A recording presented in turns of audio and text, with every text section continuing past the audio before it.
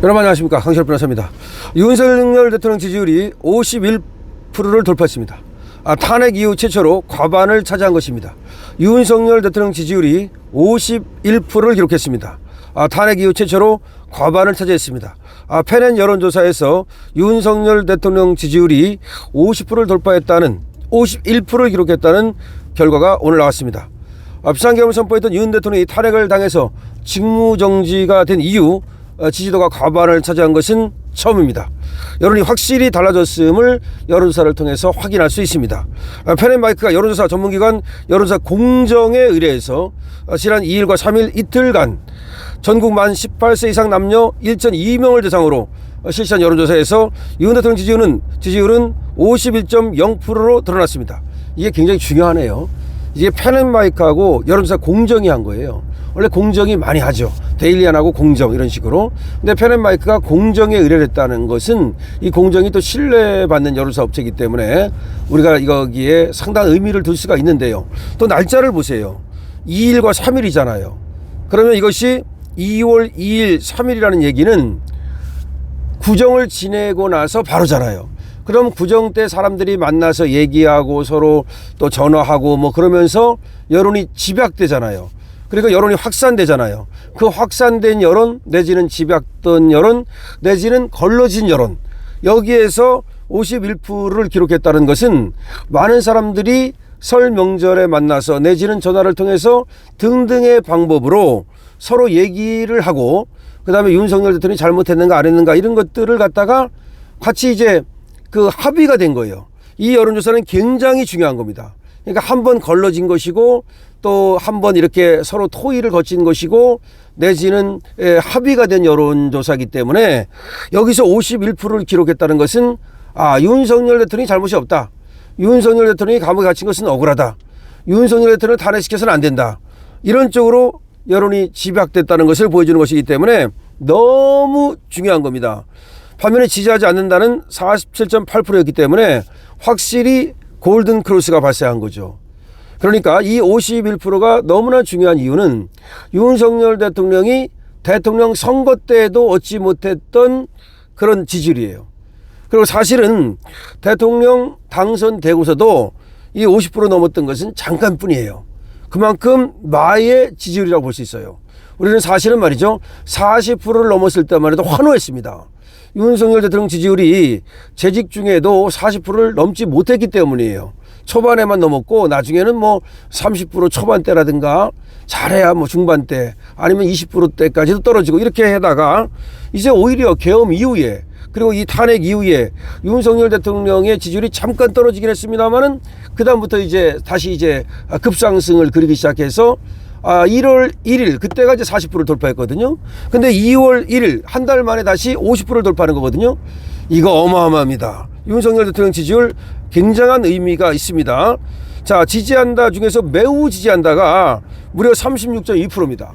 그러니까 지지층이 아주 강고하다, 견고하다, 이것도 좋은 거죠. 어느 정도 지지한다는 14.9%였고요.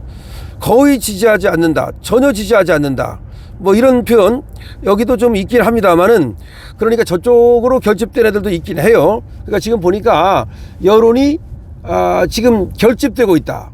윤석열 대통령 중심으로 우리 보수 우파가 뭉치고 있다. 그 다음에 보수 우파가 뭉치는 것이 아니라 애국 우파가 뭉치고 있어요. 그러니까 진보 또 보수 그리고 뭐 좌파 우파 이거 다 필요 없다. 나는 우리나라가 잘 됐으면 좋겠다. 진보가 어디 있고 보수가 어딨냐? 대한민국이 망하는데. 이런 어떤 애국우파라고 이제 부를 수 있죠. 이런 애국우파, 자유우파, 이런 우파들이 이제 깨어나고 있다. 자기의 어떤 목소리를 내기 시작했다. 샤이 보수라든지 샤이 애국 보수가 이제 확실하게 목소리를 내면서 윤석열 대통령 지지를 표시하고 있다. 왜냐? 윤석열 대통령을 지켜야만 우리가 이 자유우파를 지킬 수 있다. 대한민국을 지킬 수 있다. 여기까지 이어지는 거죠. 그러다 보니까 이와 같이 이제 결집 현상이 일어나고 있다는 것이고요. 이걸 지역별로 보면은 서울은 지지한다가 46.5%, 경기 인천은 52.1%. 경기 인천에서 굉장히 높아졌어요. 이 경기 인천에서 높아진 것도 저는 고무적인 효과라고 봅니다. 대전, 세종, 충남북이 변했습니다. 53.4. 이게 중요해요. 대전, 세종, 충남북에서 저번에 국회의원 선거를 완패했어요. 그런데 이번에 이제 윤석열 대통령 지지율은 대전, 세종, 충남북이 무려 53.4라니까요. 그 다음에 광주, 전남북에서 무려 42.4가 나왔습니다. 이거 뭡니까? 광주, 전남북에서 40%를 돌파했습니다. 대구, 경북에서 53.6, 부울경에서 56.2, 강원, 제주에서 52.6인데 여기서는 서울이 조금 낮게 나왔는데 다른 조사에서는 또 서울이 높게 나온 것도 있거든요. 그러니까 이제 뭐 하나만 가지고서 우리가 볼 수는 없으니까 전체적인 추세가 중요한데, 추세를 보면 확실히 윤석열 대통령 지지율이 전 지역에서 오르고 있다. 특히 광주에서 42.4가 나왔다는 건 이건 놀라운 일인데요. 이건 이재명으로서는 경기를 일으킬 수밖에 없는, 뭐 광주 사람이라고 애국 안 합니까? 광주 사람이라고 뭐 나라가 없어도 됩니까? 아니에요. 원래 애국하는 거는 옛날에도 이 전라도 사람들이 그 의병장 같은 경우도 경상도 못지않게 그 전라도 사람들이 많이 일어났습니다.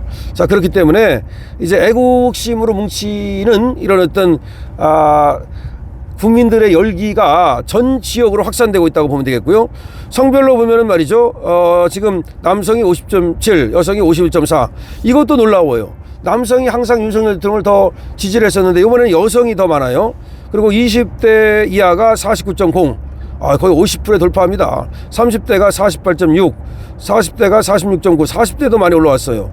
그리고 50대는 좀 적죠. 44.5, 60대가 57.8, 70세 이상이 61.1. 그러니까 고르게 지금 보면은 세대별로도 상당히 고르게 나타나고 있어요. 과거에는 많이 차이가 났는데 40대도 많이 올라왔어요. 윤 대통령 지지율이. 그리고 50대도 아직 뭐 부족하긴 하지만 많이 올라왔습니다. 이런 전체적인 걸 보면은 윤 대통령에 대한 지지가 전 지역으로, 전 세대로 확산되고 있고 남녀 불문하고 있다는 것이 확산되고 있습니다. 확인되고 있습니다. 해당 여론조사는 구조화된 설문지를 이용해서 ARS 전화조사로 무선 RDD, ARS 전화 방식이죠.